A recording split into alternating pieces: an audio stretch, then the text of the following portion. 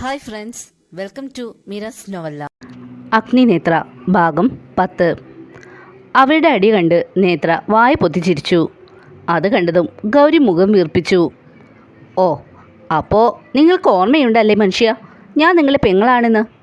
എന്നിട്ട് എപ്പോഴെങ്കിലും എന്നെ ഒന്ന് വിളിക്കുന്നുണ്ടോ നിങ്ങൾ സ്വീറ്റ് ഹാർട്ടിനെ വിളിക്കുന്നതിൽ ഒരു മുടക്കം വരുത്തുന്നില്ലല്ലോ. ഹാ, പിണങ്ങാതിടി എന്നമ്മേ, പാവല്ലേ എൻ്റെ കൊച്ച്, ഇങ്ങനെ കുശുമ്പ് കുത്തല്ലേ. നിങ്ങളോടുള്ള സ്നേഹം കൊണ്ടൊന്നുമല്ല, എന്നെ നച്ചായതുകൊണ്ട് ഞാൻ ക്ഷമിക്കാം. അല്ല, നിങ്ങളെ നാടുചുറ്റ തീരാറായില്ലേ? ആടി, തിരിച്ചു പോവുക വീട്ടിലോട്ട്. അവിടെ ഗായത്രി കൊച്ച് കലിപ്പിലാണെന്നാ അപ്പം പറഞ്ഞത്. പോയൊന്ന് സോപ്പിട്ട് പതപ്പിക്കട്ടെ. ഓവ, അങ്ങോട്ട് ചെന്നേച്ചാലും മതി. മടൽ വെട്ടി തല്ലും അമ്മ നിന്നെ. ഹ, പേടിപ്പിക്കാതെടി. അപ്പോൾ ശരി, ഞാൻ വീട്ടിലെത്തിയിട്ട് വിളിക്കാം. എൻ്റെ കൊച്ചിനെ നോക്കിക്കോണേ നീ. അത് പറയുമ്പോൾ അവൻ്റെ ശബ്ദം ആർദ്രമായി. അത് ഗൗരിക്കും അവൾക്ക് അടുത്തു നിന്ന് കേട്ട നേത്രയ്ക്കും മനസ്സിലായി. അവളുടെ കണ്ണുകൾ നിറഞ്ഞു. അത് കണ്ടതും ഗൗരി അവളെ നോക്കി പേടിപ്പിച്ചതും അവൾ വേഗം കണ്ണു തുടച്ചു. നീ എന്തിനാണ് ഇപ്പോൾ കണ്ണു നിറച്ചേ? ഫോൺ വെച്ച് ഗൗരവത്തോടെ ഗൗരി ചോദിച്ചതും നേത്ര അവളെ നോക്കി ചിരിച്ചു.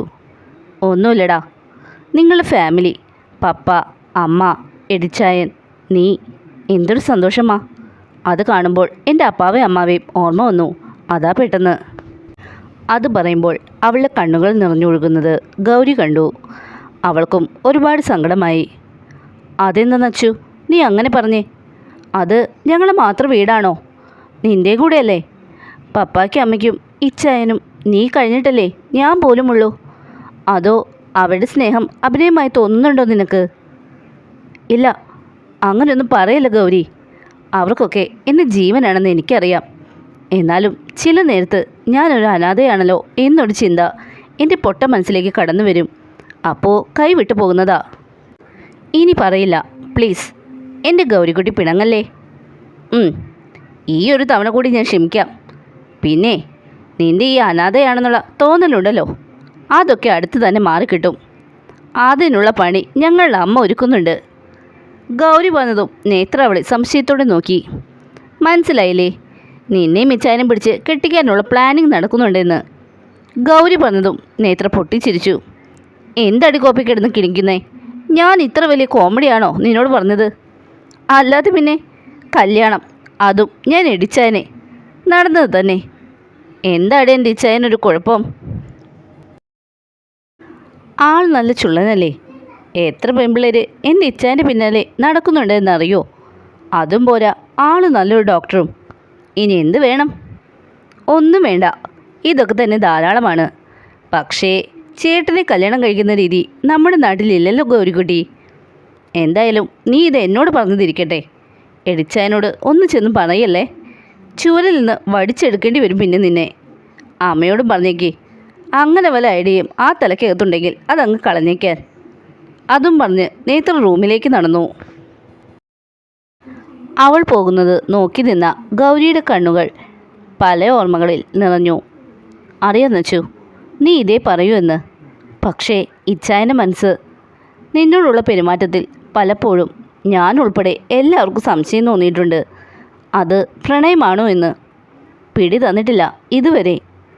അങ്ങനെ എന്തെങ്കിലും ഉണ്ടെങ്കിൽ അത് നീ അറിയുന്ന ദിവസത്തെ പറ്റി ഓർക്കുമ്പോൾ പേടിയാണ് നച്ചു, നീ ഞങ്ങളെ വിട്ടുപോകുമോ എന്ന്. ഒന്നിനു വേണ്ടിയും നീ ഞങ്ങളെ വിട്ടുപോകുന്നത് ഞങ്ങൾക്ക് സഹിക്കാൻ കഴിയില്ല. അത്രയും ഓർത്ത് കണ്ണുകൾ തുടച്ച് ഗൗരിയും തിരിഞ്ഞു നടന്നു. അടുത്ത ദിവസം രാവിലെ 6:45 തന്നെ നേത്ര അഗ്നിയുടെ വീടിന് മുന്നിലെത്തി. സെക്യൂരിറ്റിയോട് കാര്യം പറഞ്ഞതും അവളെ മനസ്സിലാവാത്തതുകൊണ്ട് അയാൾ വേഗം അഗ്നിയെ വിളിച്ചു. അവൻ അനുവാദം കൊടുത്തതും അവളെ അകത്തേക്ക് കയറ്റിവിട്ടു. മുന്നിലെ കൊട്ടാര സദൃശ്യമായ വീട് കണ്ടതും നേത്ര കണ്ണുമിഴിഞ്ഞ് നോക്കി നിന്നു. ശേഷം സ്വയം തലക്കിട്ട് കൊട്ടി അവൾ മുന്നോട്ട് നടന്നു. കോളിംഗ് ബെൽ അടിച്ചതും സെർവൻ്റ് വന്ന് വാതിൽ തുറന്നു. അവരുടെ കാര്യം പറഞ്ഞതും അവർ അവളെ അകത്തേക്ക് ക്ഷണിച്ചു. അകത്ത് ഹാളിൽ സോഫയിൽ കാൽമേൽ കാൽ കയറ്റി വെച്ചിരുന്ന് ഫോൺ കുത്തിക്കൊണ്ടിരുന്ന അനാമിക തല പൊക്കി നോക്കിയതും സെർവൻറ്റിനൊപ്പം നിൽക്കുന്ന നേത്രയെ കണ്ടതും അവളുടെ മുഖത്ത് സംശയം നിറഞ്ഞു. അനാമികയെ നേത്രയും കണ്ടിരുന്നു. അവൾ ഇരിപ്പിലും ഭാവത്തിലും അഹങ്കാരം നിറഞ്ഞു നിൽക്കുന്നത് നേത്ര തിരിച്ചറിഞ്ഞു. Who are you?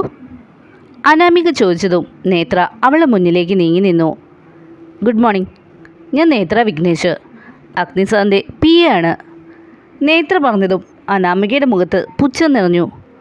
Oh, PA, അറിഞ്ഞിരുന്നു പുതിയ ആൾ ഓഫീസിൽ ജോയിൻ ചെയ്തു എന്ന്. ആൻഡ് ആദ്യമായി അഗ്നി ഒരു പെണ്ണിനെയാ PA ആയി നിയമിച്ചിരുന്നു. ഞാനും വിചാരിച്ചു അഗ്നിക്ക് എന്ത് പറ്റിയെന്ന്. ബട്ട് ഇപ്പോൾ സംശയം മാറി.